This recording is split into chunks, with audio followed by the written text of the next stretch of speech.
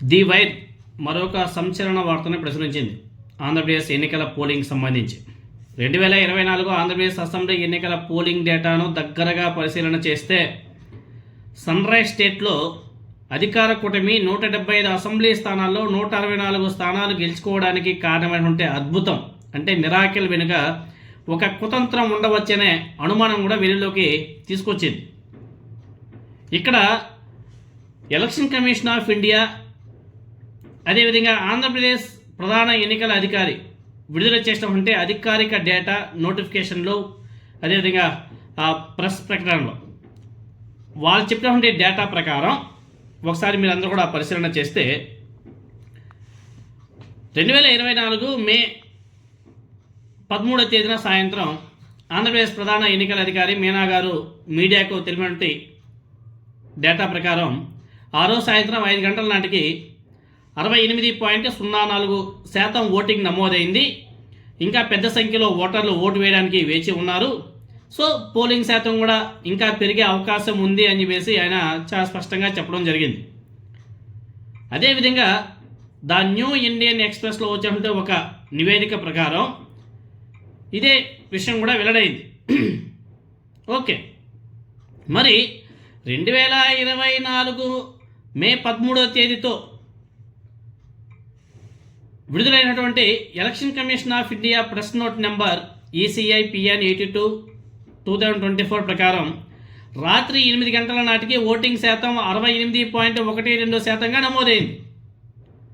అక్కడేమో 5 గంటలకే 68% నమోదైపోయిందని చెప్పేసి స్టేట్ గవర్నమెంట్ చెప్పింది, స్టేట్ గవర్నమెంట్ ఎన్నికల అధికారి. కానీ ఎలక్షన్ కమిషన్ ఆఫ్ ఇండియా 8 గంటలకు 68.12% నమోదైందని చెప్పేసి వాళ్ళు స్టేట్మెంట్ ఇచ్చారు. ఇక్కడే చూడండి 3 గంటల వ్యత్యాసం.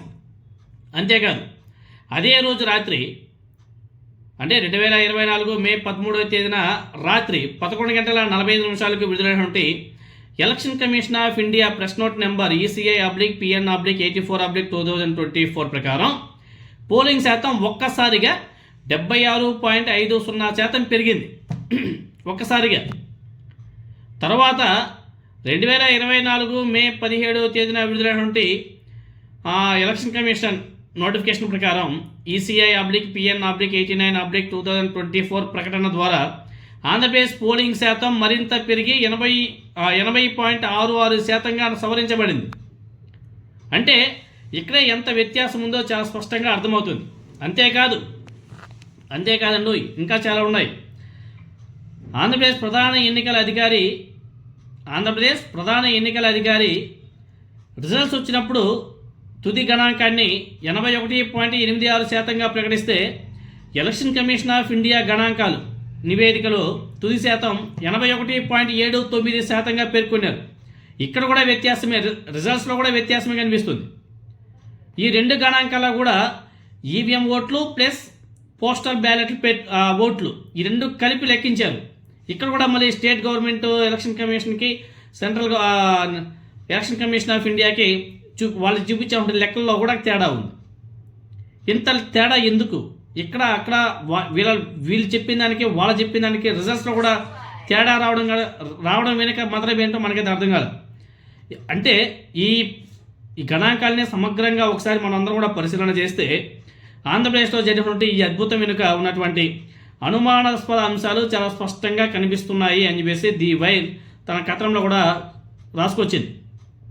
ఎందుకంటే ది వైర్ ఎలక్షన్ జరిగినప్పటి నుంచి స్టిల్ ఆంధ్రప్రదేశ్లో జరిగినటువంటి ఎలక్షన్స్ ఫెయిర్గా లేవు, అనేక అనుమానాలు ఉన్నాయి అని చెప్పేసి ఆ రోజు నుంచి ఈ రోజు వరకు ఇంకా వాళ్ళు ఆ కన్ఫ్యూజన్ని రాసుకొస్తున్నారు, చూపిస్తున్నారు. సో అక్కడ ఏదో మొత్తానికైతే ఏదో అద్భుతం అయితే జరిగిందని చెప్పేసి చాలా స్పష్టంగా అయితే అర్థమవుతుంది. ఆ అద్భుతాన్ని మరి ఎవరు కనిపెట్టలేరు, అది ఎలా పాసిబిలిటీ అవుతుందని కూడా తెలియట్లే. ఎందుకంటే వైసీపీ వాళ్ళు కూడా అనేక సందర్భాల్లో వాళ్ళు కూడా డౌట్స్ని రైజ్ చేశారు. ఈవెన్ ఏపీ హైకోర్టు పిటిషన్ వేశారు, సుప్రీంకోర్టు కూడా పిటిషన్ వేశారు. ఆ లెక్క పెట్టమంటే ఆ డమ్మీ బ్యాలెట్లు తీసుకొచ్చి లెక్క పెట్టి ఆ డమ్మీ ఈవీఎం తీసుకొచ్చి లెక్క పెట్టి ఓట్లు వేయించి ఏదో చేశారు వాళ్ళు. అలా వద్దని చెప్పేసి వైసీపీ వాళ్ళు కూడా స్ట్రాంగ్గా నిలబడ్డారు. అయినా కానీ అది నిలబడలే. సో ఆంధ్రప్రదేశ్లో ఎలక్షన్స్ మాత్రం ఫెయిర్గా జరగలేదు అనడానికి అనేక ఎగ్జాంపుల్స్ కూడా ఉన్నాయి. ఒకటి కాదు, రెండు కాదు, స్టిల్ ఇంకా కన్ఫ్యూజన్లోనే ఉంది. మరి దీని గురించి ఇంకా ఎక్కువగా స్టడీ చేసి నిజాలు ఏమైనా బయటకు తీసుకొస్తారా లేదా అనేది చూడాలా, బయటకు వస్తాయా రావా అనేది కూడా చూడాలా.